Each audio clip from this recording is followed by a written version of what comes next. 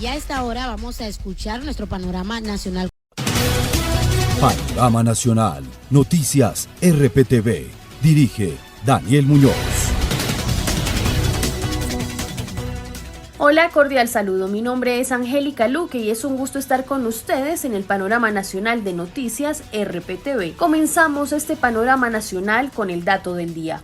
Un día como hoy, 10 de noviembre, se celebra el Día de la Independencia de Cartagena de Indias. Tiene especial importancia en la capital del departamento de Bolívar, donde se conmemora la declaración autonómica de la ciudad de la monarquía española en 1811. Estas son las noticias más importantes del día. Y en otras noticias, recursos y acciones para víctimas y acuerdo de paz no cierran brecha de género. Edgar Ramírez, ¿qué otros hallazgos encontró la Contraloría General de la República en el seguimiento de los recursos destinados para las víctimas del conflicto armado?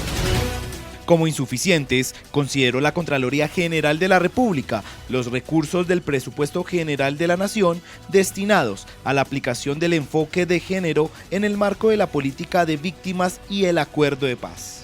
Así lo reveló el Contralor Delegado para el Postconflicto, Juan Carlos Gualdrón. Solo el 4% de esas políticas públicas han invertido su dinero total en ese enfoque de género. Recursos que buscan reparar a más de 4,4 millones de mujeres víctimas del conflicto armado y que según el ente de control no se puede realizar un seguimiento adecuado a dichos recursos por la insuficiencia de los trazadores presupuestales.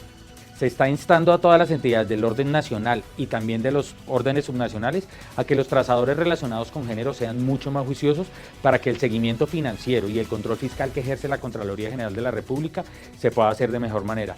Según la Contraloría General, del 11% del total de los recursos destinados a la política de atención y reparación integral de víctimas en las vigencias 2020-2021, apenas el 2% de estos recursos son exclusivos para las mujeres.